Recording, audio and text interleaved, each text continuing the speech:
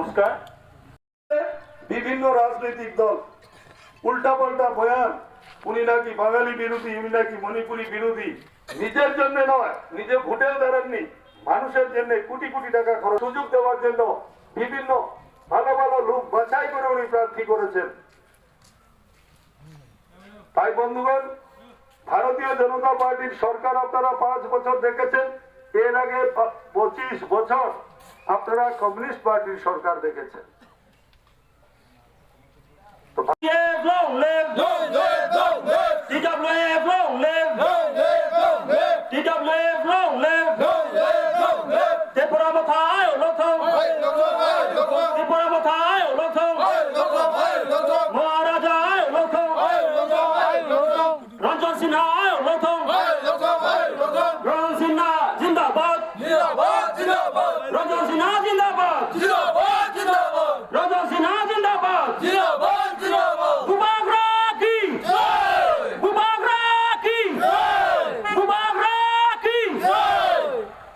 আমরা যা পেলাম, এখানে মানুষের আগ্রহ খুব বেশি দেখা গেল।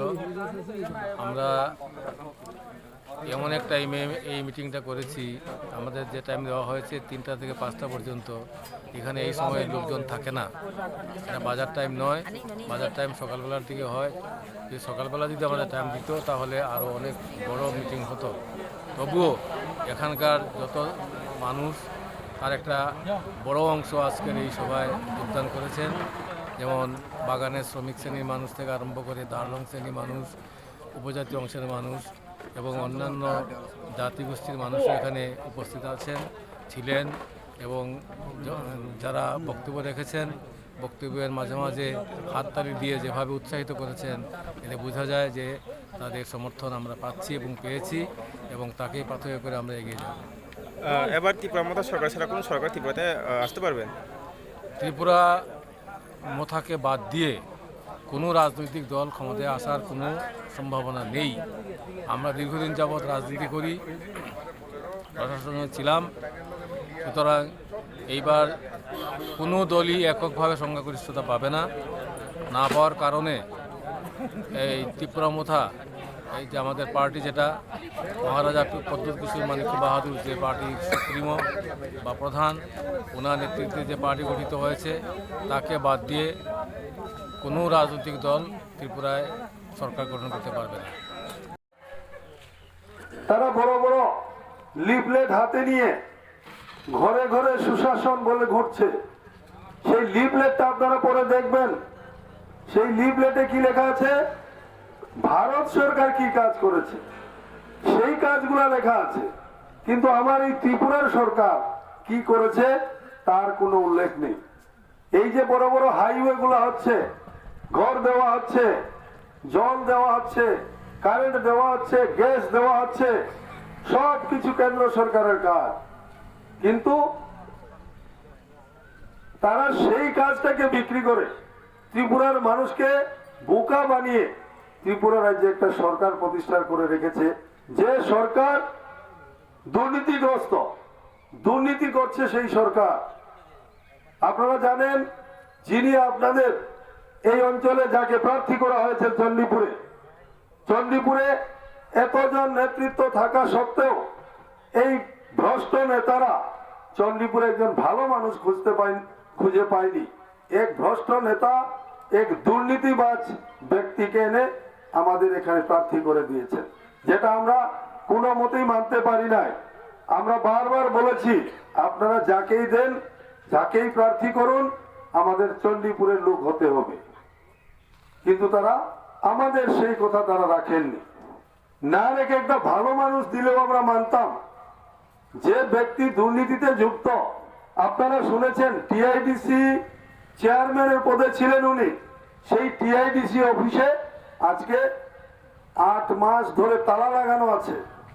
টিআইডিসি চেয়ারম্যানের অফিসে তালা, টিআইডিসি ডিরেক্টরের অফিসে তালা আমাদের আদালত লাগিয়ে দিয়েছে। কেন লাগিয়ে দিয়েছে? দুর্নীতি করার অপরাধে। যে পার্টির সরকার চলছে ত্রিপুরা রাজ্যে, সেই পার্টির সরকারের একটা অফিস আদালত তারা লাগিয়ে দিয়েছে। আজকে পর্যন্ত তারা সেই তালা খুলতে পারেনি। তারা হাইকোর্টে যেতে পারতো, তারা সুপ্রিম কোর্টে যেতে পারতো, কিন্তু যেতে পারছে না, কারণ তারা অন্যায় করেছে, অপরাধ করেছে। তাহলে কিভাবে তারা সুপ্রিম কোর্টে যাবে বা হাইকোর্টে যাবে? তার প্রমাণ আজকে 8 মাস হয়ে গেল তাদের অফিসে তালা লাগানো, সেই অফিসটা আজকে পর্যন্ত তালা বন্ধ হয়ে আছে। এই হচ্ছে আমাদের সরকার।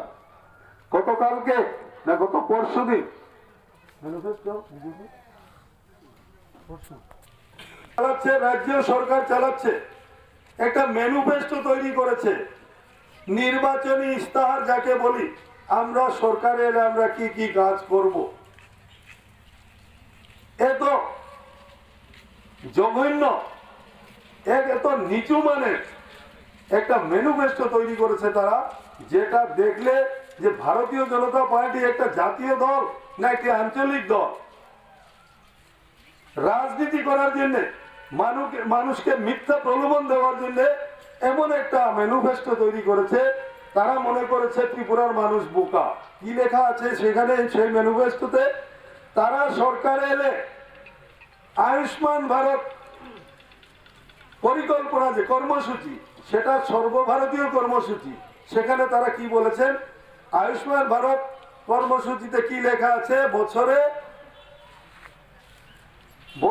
বা 5 লক্ষ টাকার স্বাস্থ্য বীমা, স্বাস্থ্যের আপনার চিকিৎসার সুবিধা দেওয়া হবে। সেটা কেন্দ্র সরকারের প্রকল্প। আমার ত্রিপুরা রাজ্যের সরকার তার ইলেকশন ম্যানিফেস্টোতে লিখেছে তারা সরকার এলে নাকি সেটাকে 10 লক্ষ টাকা করবে। কিষাণ সম্মান নিধি সর্বভারতীয় একটি প্রকল্প, সর্বভারতীয় কর্মসূচি। আমার এই ভারতীয় জনতা পার্টি তাদের ম্যানিফেস্টোতে লিখেছে তারা যদি সরকারে আসে এই কিষাণ সম্মান নিধি নাকি তারা 6,000 থেকে 8,000 করবেন। এইভাবে যতগুলি এখানে প্রতিশ্রুতি দেওয়া হয়েছে সবগুলো মিথ্যা, মানুষকে বোকা বানানোর জন্য সেই প্রতিশ্রুতি দেওয়া হয়েছে। সেদিন আমাদের ম্যানিফেস্টো, আমাদের ত্রিপুরা জনতা পার্টির ম্যানিফেস্টোকে নিয়ে টিটকারি মেরেছেন প্রাক্তন মুখ্যমন্ত্রী বিপ্লব কুমার দেব। উনি নিজেই জানেন না ম্যানিফেস্টো কাকে বলে, ম্যানিফেস্টো বানান করতে পারবেন না, টিটকারি মারছেন আমাদের ম্যানিফেস্টোকে নিয়ে। আমরা তাদের মতো মিথ্যা নির্বাচনী ইস্তাহার তৈরি করি নাই। আমরা যা বলেছি সেই কাজগুলো আমরা 150 দিনের মধ্যে করব বলে আমাদের মহারাজ কথা দিয়েছেন। আর ওনারা যে প্রতিশ্রুতি দিচ্ছেন সমস্ত কেন্দ্রীয় প্রকল্পগুলোকে ওনা বানিয়ে দেবেন, যেটা ওনার ক্ষমতার বাইরেও কোনোদিনও করতে পারবে না। এইভাবে ত্রিপুরা রাজ্যের মানুষকে বোকা বানাচ্ছে এই সরকার। 5 বছর শাসন করেছে, আপনারাই বলুন এই সরকার কি কাজ করেছে, আমাকে একটা কাজ দেখান। ত্রিপুরা রাজ্যের ভারতীয় জনতা পার্টির সরকার, যে পার্টিতে আমিও ছিলাম, সেই পার্টির সরকার আমার ত্রিপুরা রাজ্যের মানুষের উন্নয়নের জন্য কোন কাজটি করেছে আপনারা নিজেরা বলতে পারবেন না। তারা শুধু কেন্দ্রের কাজকে বিক্রি করে করে রাজনীতি করে যাচ্ছে। অযোগ্য অপদার্থ কিছু মন্ত্রী নেতা তৈরি করে রাখা হয়েছে, যেখানে আগরতলাতে বসিয়ে দেওয়া হয়েছে, যারা কিছুই জানে না, সরকার কিভাবে চালাতে হয় সেটাও জানে না, দল কিভাবে চালাতে হয় সেটাও জানে না। যার কারণে ভারতীয় জনতা পার্টির 30 বছরের কার্যকর্তা, 40 বছরের কার্যকর্তা, যারা 30-40 বছর ধরে এই পার্টিতে কাজ করে আসছেন, সবাই এই পার্টি ছেড়ে দিয়েছেন। যেখানে ভালো মানুষের কোনো স্থান নাই, সেই পার্টির সরকার কোনোদিনও দীর্ঘস্থায়ী হবে না। বন্ধুগণ, আপনারা সবাই জানেন এইবারের নির্বাচনে, 2023 সালের নির্বাচনে ভারতীয় জনতা পার্টির সরকার আর আসছে না। কারণ এই সরকার এই দলের, এই ত্রিপুরা রাজ্যের মানুষের জন্য কোনো কিছুই করেনি। যার কারণে এই 5 বছর পরে এই সরকারের পতন অনিবার্য হয়ে গেছে। বন্ধুগণ, আমরা ত্রিপুরা জনতা পার্টি, আপনারা শুনেছেন, কিছুক্ষণ আগে শুনেছেন, আমাদের মহারাজ পদ্মত কিশোর মানিক্য বাহাদুর ত্রিপুরা রাজ্যের রাজবংশের লোক, সেই ব্যক্তি একটা পার্টি তৈরি করেছেন এবং অল্প দিনের মধ্যে ত্রিপুরা রাজ্যের এডিসি দখল করেছেন। আজকে এই অল্প সময়ের মধ্যে উনি ত্রিপুরা বিধানসভা নির্বাচনেও অংশগ্রহণ করেছেন। সেটা সাধারণ ব্যাপার নয়, সাধারণ কথা নয়। আমরা ভারতীয় জনতা পার্টিতে ছিলাম 2003 সালে, 2008 সালে আমরা 30-40 জন প্রার্থী দিতে পারি না একটা জাতীয় দলে থাকা সত্ত্বেও, কিন্তু মহারাজ পদ্মত কিশোর প্রথম নির্বাচনে অংশগ্রহণ করে যে পার্টির বয়স আজকে 5 বছরও হয়নি, সেই পার্টি থেকে উনি 42 জন প্রার্থী দিয়েছেন। এটা সাধারণ কথা নয়। 42 জন বিধানসভার প্রার্থী দেওয়া কয়েকশো কোটি টাকা খরচ হয়। সেই টাকা নিজের পকেট থেকে খরচ করে, বিজেপির মতো কংগ্রেসের মতো দালালির টাকা নিয়ে উনি রাজনীতি করছেন না। উনি নিজের সম্পত্তি বিক্রি করে ত্রিপুরা রাজ্যের মানুষকে সুশাসন দেওয়ার জন্য উনি রাজনীতি করছেন। ওনার কোনো দরকার ছিল না রাজনীতিতে আসা, শুধু ত্রিপুরার মানুষের এই দুঃখ দুর্দশাকে দেখে, এই মানুষের দুঃখ দুর্দশাকে দূর করার জন্য উনি রাজনীতিতে এসেছেন। অনেকে বলেন উনি নাকি বাঙালি বিরোধী। আজকে ত্রিপুরা মোথা পার্টি 42 জন প্রার্থী দিয়েছেন, 20টা আসন এসটি রিজার্ভ, 22টা আসনের হিসাব করুন।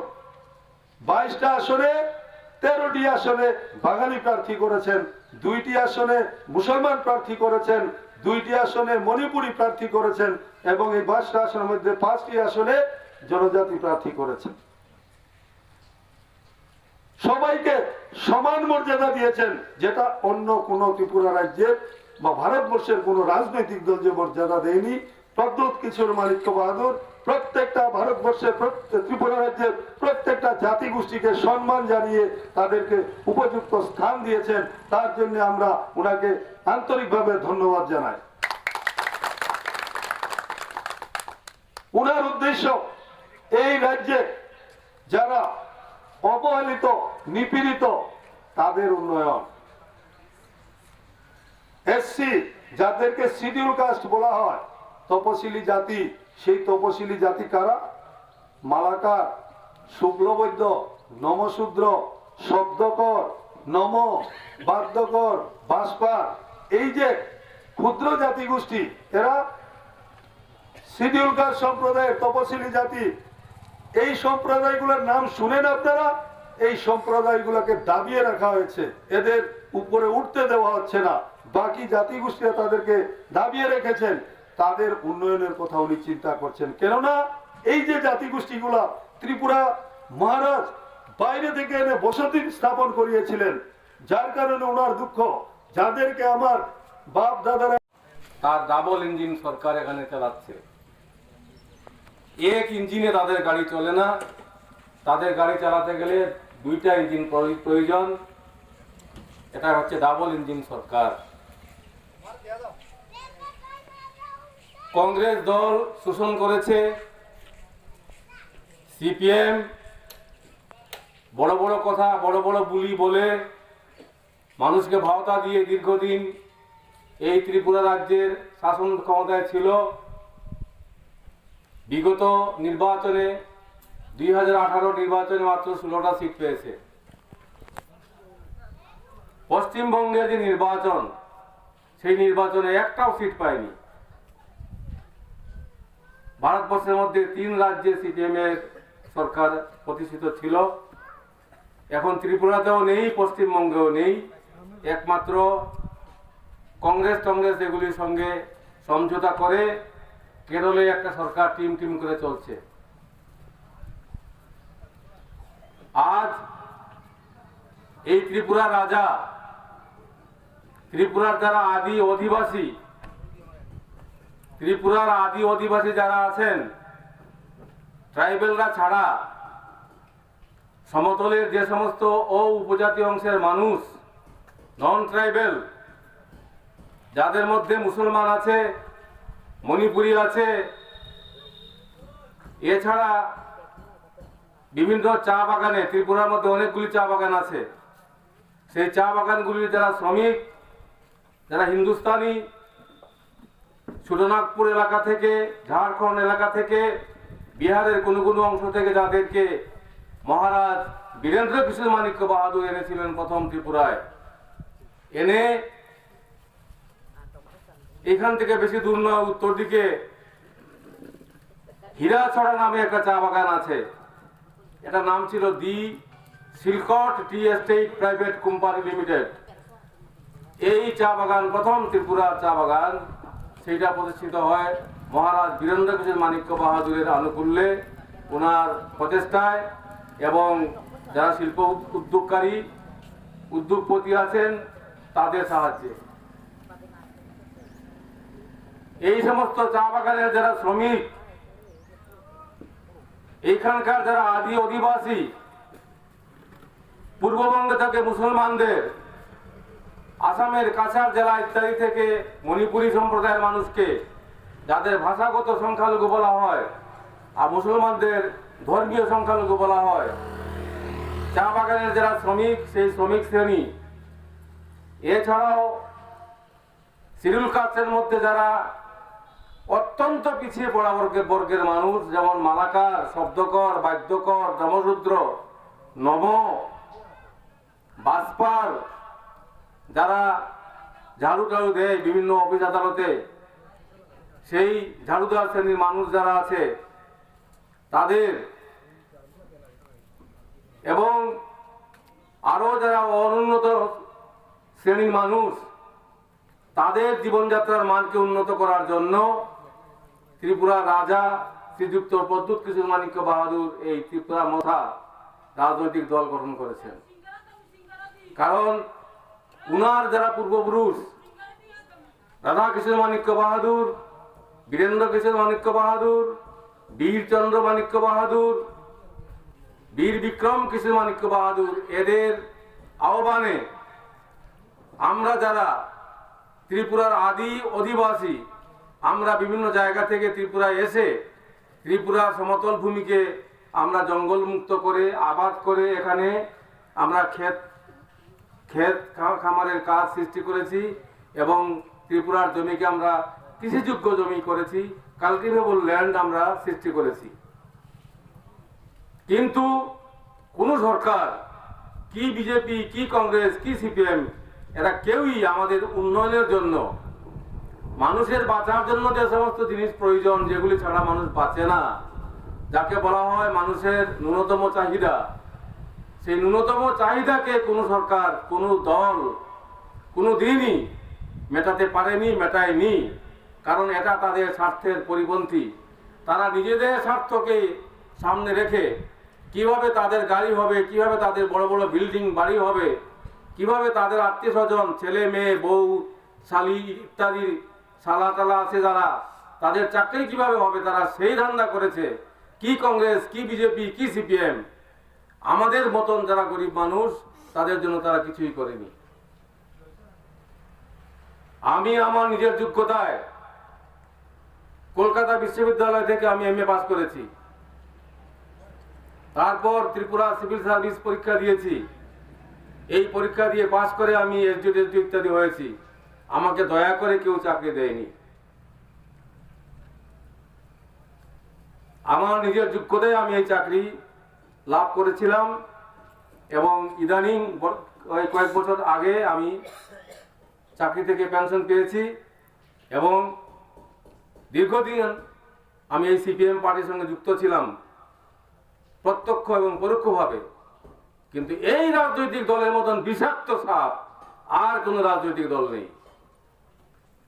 এরা চোরকে বলে চুরি করো আর গৃহস্থকে বলে সজাগ থাকো।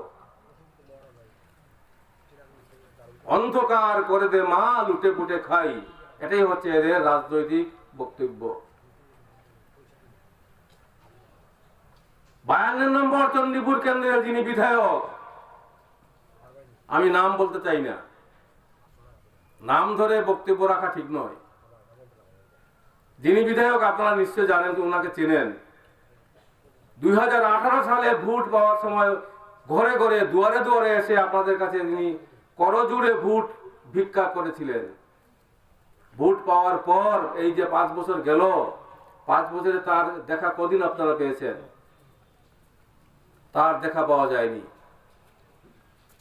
কৈলাসহর সিটের যিনি স্ট্যান্ডিং এমএলএ, সেই স্ট্যান্ডিং এমএলএ কে সিপিএম পার্টি যখন নমিনেশন দেয়নি, কংগ্রেসের সঙ্গে জোট করার কারণে তাকে প্রার্থীপদ না দেওয়ায় সে অত্যন্ত বিরক্ত এবং রাগ করে ক্ষুব্ধ। 1 লক্ষ টাকা সে ভাতা পায়। আগে এমএলএরা ভাতা পেত 500 টাকা। আমরা যখন ছোট ছিলাম তখন দেখতাম 500 টাকা। আমি একজন এমএলএ, ধর্মনগর বাড়ি, ওনার নাম ওয়াজেদ আলী, ধর্মনগরের এমএলএ ছিলেন।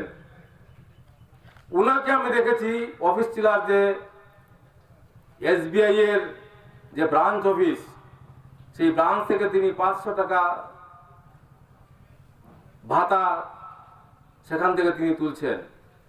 আমি জিজ্ঞাসা করেছিলাম যে এটা কি 500 টাকা কি ব্যাপার এটা? না, এটা আমাদের এমএলএদের ভাতা। এমএলএদের ভাতা তখন ছিল 500, আমরা যখন ছাত্র তখন, আর এখন সেটা হয়েছে 1 লক্ষ টাকার উপর।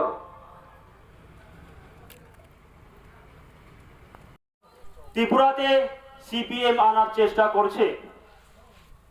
দীর্ঘ 25 বছর ধরে যারা জনসাধারণ আমরা এখানে বসবাসকারী আছে, আমাদেরকে সাপও কিনা মরে না, লাঠিও কিনা বামে না, সেই অবস্থাতে আমাদেরকে রেখেছে সিপিএম সরকার। সিপিএম কে সরকার কোরআনির মনে গরিবদেরকে আরো গরিব কোরআনি। এবং বিজেপি না কি বলে, দীর্ঘ 5 বছর ধরে কি না করেছে, সব কিছুই করেছে ঠিকই। যারা ভাতা, বৃদ্ধ ভাতা, যারা বয়স্ক ভাতা, কন্যা সন্তান ভাতা, এদেরকে 100 থেকে 80% বরখাস্ত করে 20% তারা বাধা দিয়েছে। ওরা ঠিকই করেছে কাজ। ওই কাজটা আপনারাও লক্ষ্য করে দেখেন। আমরা কি সিপিএম কে ভোট দিব না বিজেপি কে ভোট দিব? বিজেপি আর কিছুই করে না, করে শুধু সম্প্রদায়